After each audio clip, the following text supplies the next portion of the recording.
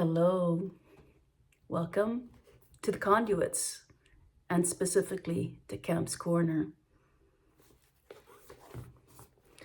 So, I've done a lot of talking about being the observer and watching thoughts and using your discernment as to what you give your energy to, and use your discernment on what actually serves you.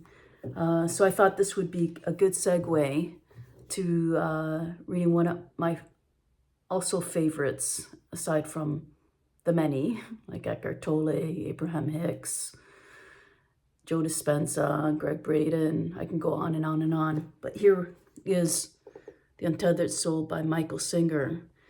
And yeah, going to talk a bit about infinite energy.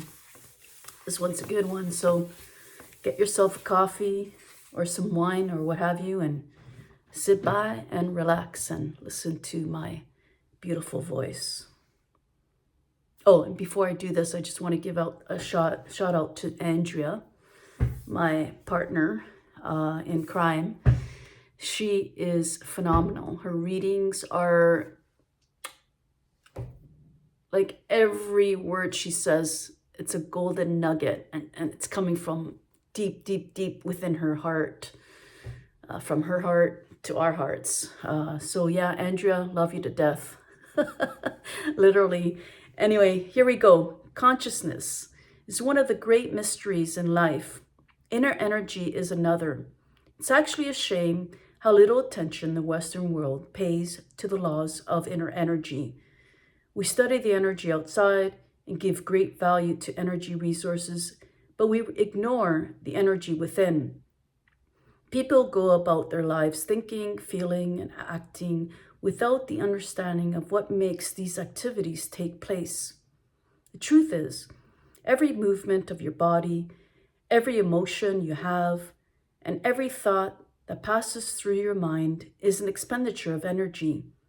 Just as everything that happens outside in the physical world requires energy, everything that happens inside requires an expenditure of energy. For example, if you concentrate on a thought and another thought interferes, you'll have to exert an opposing force to fight the interfering thought. That requires energy, and it can wear you out.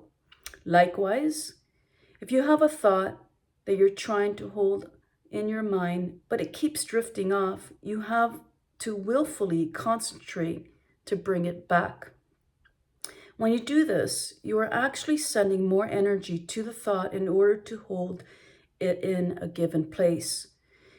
You also exert energy to deal with your emotions. If you have an emotion you don't like, it's interfering with what you're doing, you just push it aside. You do this almost instinctively so that the unwanted emotions doesn't come up and disturb you. Every one of these acts is an expenditure of energy. Creating thoughts, holding on to thoughts, recalling thoughts, generating emotions, controlling emotions, and disciplining powerful inner drives all require tremendous expenditure of energy. Where does all this energy come from? Why is the energy there sometimes, and at other times you feel completely drained? Have you ever noticed that when you are mentally and emotionally drained, food doesn't help that much? Conversely, if you look at times in your life when you were in love or excited and inspired by something, you were so filled with energy that you didn't even want to eat. This energy we are discussing does not come from calories your body burns from food. This is a source of energy you can draw upon from inside. It is distinct from the outer energy source. The best way to examine this source of energy is to look at an example. Let's say that you're in your 20s and your girlfriend or boyfriend breaks up with you. You get so totally depressed that you start staying home alone. Soon, because you don't have the energy to clean, everything ends up sprawled all over the floor. You can hardly get out of bed, so you just sleep all the time. You must be eating because there are pizza boxes lying all around, but nothing seems to help. You just have no energy. Your friends invite you out, but you decline. You're simply too tired to do anything. Most people have been there at some time in their lives. You feel that you have no way out, and it seems like you will stay there forever. Then, suddenly one day, the phone rings. It's your girlfriend. That's right, the one who dumped you 3 months ago. She's crying as she says, "Oh my God, do you remember me? I hope you'll still talk to me. I just feel so terrible. Leaving you was the worst mistake I've ever made. I see now how important you are to me, and I can't live without you. The only real love I've ever felt in my life was during the time we were together. Would you please forgive me? Could you ever forgive me? Can I come over and see you? Now how are you doing? Seriously, how long does it take you to get enough energy to jump out of bed, clean your apartment, take a shower, get some color back in your face? It's practically instantaneous. You're filled with energy the moment you hang up the phone. How does this happen? You were completely drained for months and months. You have no energy. You had no energy. Then out of nowhere, in a matter of seconds, there's so much energy, it blows you away. You can't just ignore these enormous shifts in your energy level. Where exactly did all that energy come from? There was no sudden change in your eating or sleeping habits, yet your girlfriend comes by, you end up talking all night, going out to see the sunrise in the morning. You're not tired at all. You're together again, you're holding hands, and these rushes of joy just won't stop overwhelming you. People see you and they remark that you look like a bundle of light. Where did all this energy come from? What you'll see, if you watch carefully, is that you have a phenomenal amount of energy inside you. It doesn't come from food and it doesn't come from sleep. This energy is always available to you. At any moment, you can draw upon it. It just wells up and fills you from inside. When you're filled with this energy, you feel like you could take on the world. When it is flowing strongly, you can actually feel it carousing through you in waves, coursing through you in waves. It gushes up spontaneously from deep inside and restores, replenishes, and recharges you. The only reason you didn't feel the energy all the time is because you block it. You block it because by closing your heart, by closing your mind, and by pulling yourself into a restrictive space inside. This closes you off from all the energy. When you close your heart and close your mind, you hide in the darkness within you. There is no light. There is no energy. There is nothing flowing. The energy is still there, but it can't get in. That is what it is meant to be blocked. That is why you have no energy when you're depressed. There are centers within that channel your energy flows. When you close them, there is no energy. When you open them, there is. Although various energy centers exist within you, the one you intuitively know the most about opening and closing is your heart. Totally. Let's say that you love somebody and you feel very open in their presence. Because you trust them, your walls come down, allowing you to feel lots of high energy. But if they do something you don't like, the next time you see them, you don't feel so high. You don't feel as much love. Instead, you feel a tightness around your chest. This happens because you closed your heart. The heart is an energy center, and it can open or close. The yogis call energy centers chakras. When you close your heart center, energy can't flow in. When energy can't flow in, there's darkness. Depending upon how closed you are, you either feel tremendous disturbance or overwhelming lethargy. Often people fluctuate because these two states. If you then find out that your loved one didn't do anything wrong, or if they apologize to your satisfaction, your heart opens again. With this opening, you get filled with energy and the love starts flowing again. How many times have you experienced these dynamics in your life?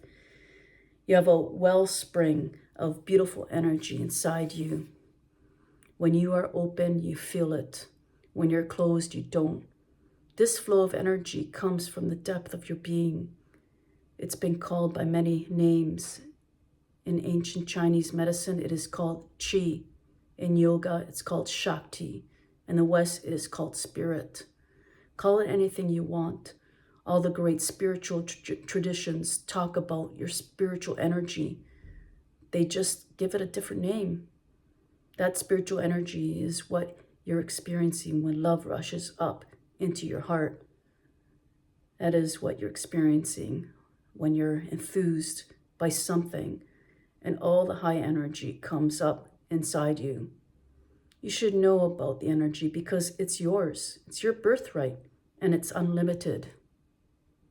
You can call upon it anytime you want. It has nothing to do with age. Some 80-year-old have the energy and enthusiasm as a child. They can work long hours for 7 days a week. It's just energy. Energy doesn't get old. It doesn't get tired, and it doesn't need food. What it needs is openness and receptivity. This energy is equally available to everybody. The sun does not shine differently on different people. If you're good, it shines on you. If you did something bad, it shines on you. It's the same with inner energy. The only difference is that with the inner energy, you have the ability to close up inside and block it. When you close, the energy stops flowing. When you open, all the energy rushes up inside you. True spiritual teachings are about energy and how to open it.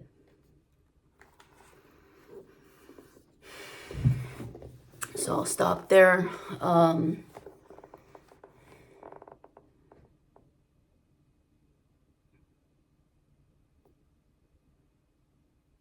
Look at your lives, guys. Look at what you're giving your energy to.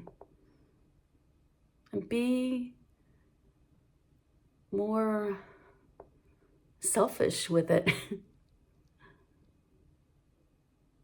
And really learn what is actually siphoning it or giving yourself energy. Like, to me, I think when you're present, when you're the observer, you're seeing things going on, say no. Like, keeping your heart open, your body appreciates that. It makes you feel lighter, brighter, happier, joyful. These are all like available to you at any given point. You choose, like this girlfriend analogy, like make a decision in your life and say, you know what? Never again. Like, I can't do that. Like, it's not serving me. It's not serving my body. Like, you're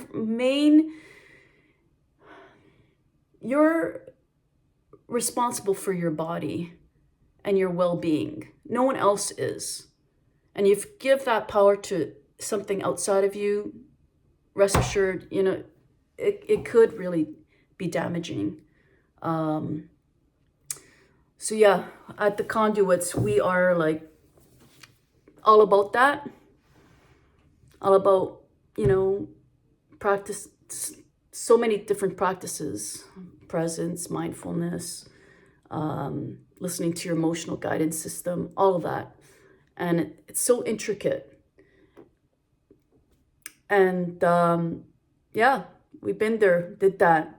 And we're all rising above what we are not. And taking care of one another, lifting one another. It's so important. Anyway, Cam's Corner. Appreciate you being here. Hope that helps somebody out there. In Never Never Land, we're infinite beings, guys. We're like the sun and the moon. So we're light beings.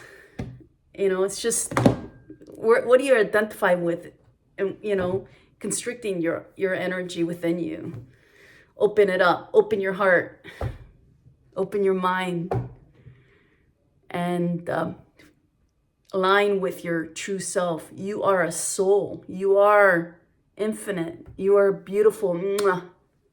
Amazing. And you are on the fast track. Totally. So come join us if you like at the Conduits. We have our group calls every week, and it's amazing having that, you know, like-minded community, learning about this beautiful universe we live in. Love you.